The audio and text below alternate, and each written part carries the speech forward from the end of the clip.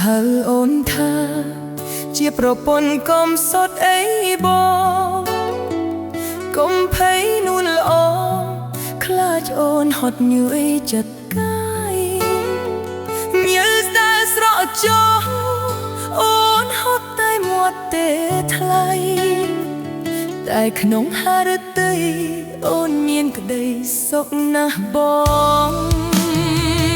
ទោះខ្ទមចិញ្ចាំងស្លឹកណោតបាំងថ្ងៃបាំងភ្លៀង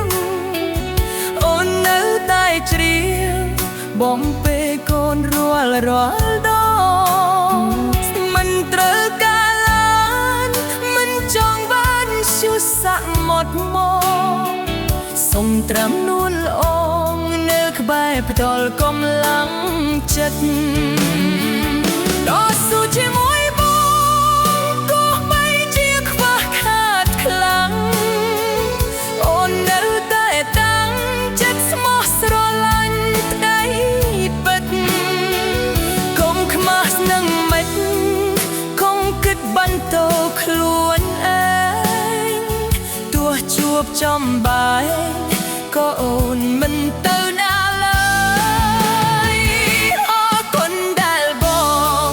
បារម្ភនឹងក្តីអាណិតអរគុណដែលពិតផ្ដល់តម្លៃឲ្យភរិយាញញឹមឡើងបងកុំយំយាយឲ្យខ្លោចផ្សាអូនស៊ូគូពីលរួមសុខរួមទុក្ខនឹងបង